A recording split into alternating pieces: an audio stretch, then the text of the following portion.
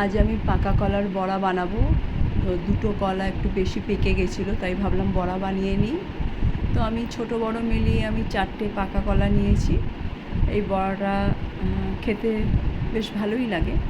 তো বড়াটাকে একটু লবণ দিলাম অল্প, আর 1 কাপ চিনি। পাকা কলা যেহেতু মিষ্টি, তো তারপর চিনিটা যে যার স্বাদ অনুযায়ী দেবেন, যে যেমন মিষ্টি খাবেন তেমন দেবেন। তো এইটা যতক্ষণ না চিনিটা গলবে ততক্ষণ আমি হাতে এটাকে ম্যাশ করতে থাকবো। মোটামুটি ম্যাশ হয়ে গেছে। এবার আমি এখানে দেব নারকেল কোড়া, এই 1/2 কাপের মতন নারকেল কোড়া দিয়েছি। তারপর 3 টেবিল চামচ সুজি দেব।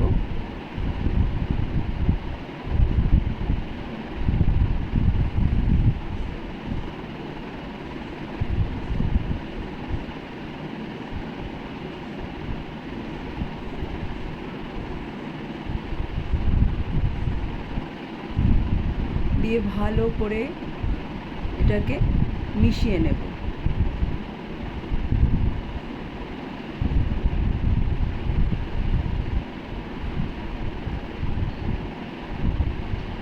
হাত দিয়েই মোটামুটি ভালো করে মিশিয়ে নিলাম।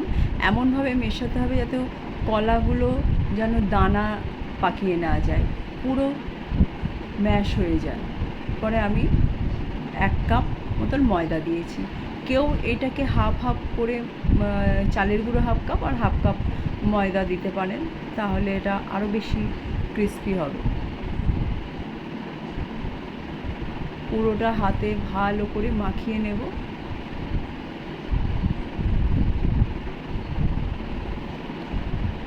তো আমি এখন এটার মধ্যে একটু জায়ফল গুঁড়ো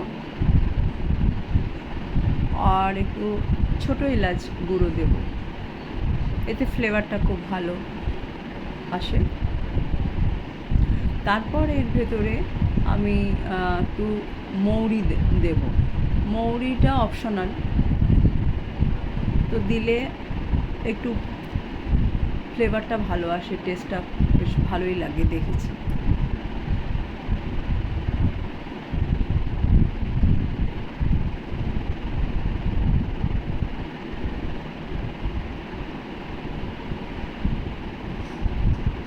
মৌরি দিলাম।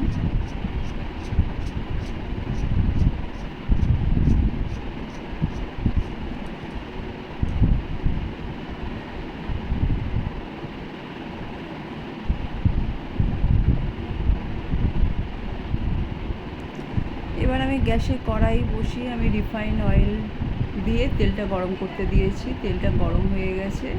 তো আমি তারপর আমি এইভাবে বড়াগুলো দিয়ে তেলে এপিট ওপিট করে একটু গোল্ডেন কালার আসা পর্যন্ত ভাজবো, মিডিয়াম টু লো ফ্লেমে রেখে।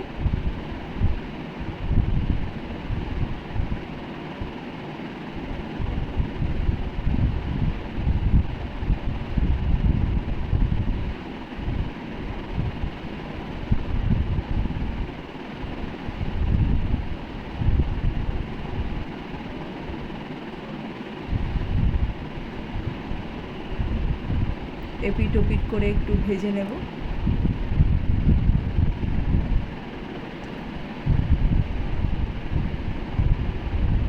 লো ফ্লেমে রেখেই আমি এই বড়াটা ভাজবো।